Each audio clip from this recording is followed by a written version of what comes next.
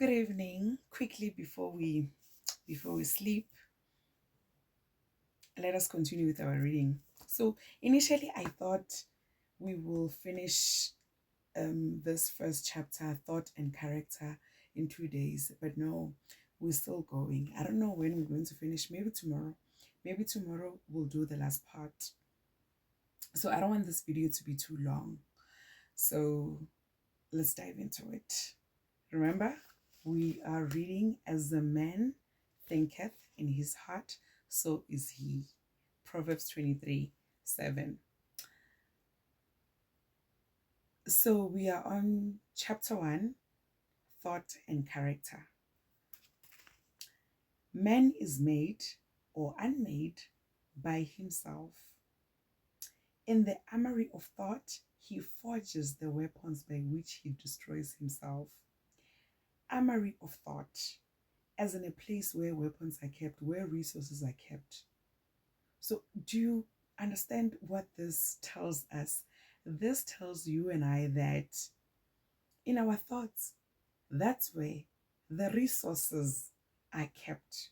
Resources to either create something that is going to build us or create something that is going to destroy us. Hence, man is made or unmade by himself. In the armory of thought, he forges the weapons by which he destroys himself. He also fashions the tools with which he builds for himself heavenly mansions of joy and strength and peace. Now listen to this. By the right choice and true application of thought, man ascends the divine perfection.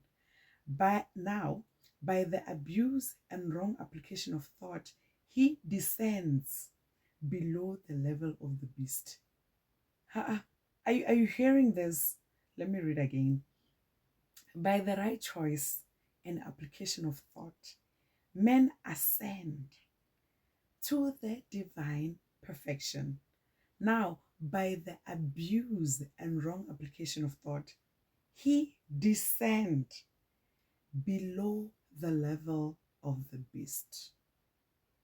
Between these two extremes are all the grades of character, and man is their maker or master.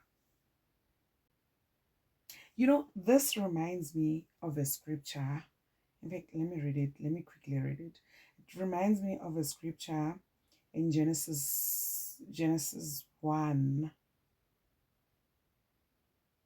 Yeah, Genesis 1, verse 28. Then God blessed them, and God said to them, be fruitful and multiply. Fill the earth and subdue it.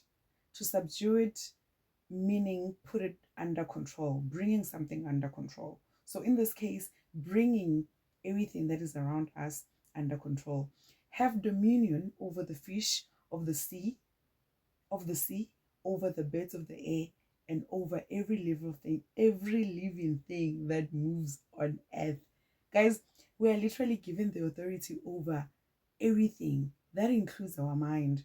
This reminds me of my mother in the Lord. When she was teaching, she quoted her father in the Lord. And she said that among all the creations of God, it is only you and I who God gave the power, ability to ascribe characters and behavior to the things around you. Yes. Anyway, let's continue.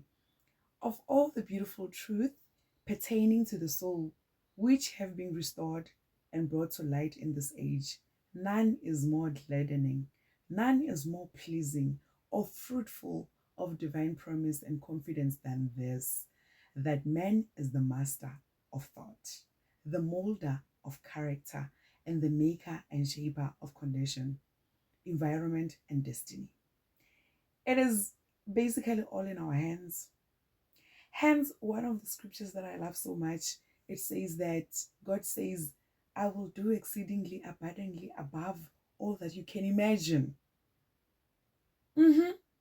According to the power that worketh within us. So God still gives us the willpower to either choose greatness or the opposite of greatness. So it's all it's all literally in our thoughts. It's that here.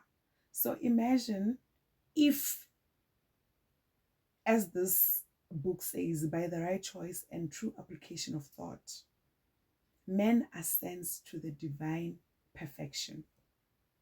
Think about it. How's about you decide that you're going to have a good Friday? How's about you decide that the remaining months are going to be great? And you entertain that thought. Remember yesterday we said that repeated good thoughts repeated over time make you better. So imagine if we can just entertain that thought that things are eventually going to end well. How's about you do that? Positivity. Yeah, but anyway, for tonight, let us end here. Let us end here.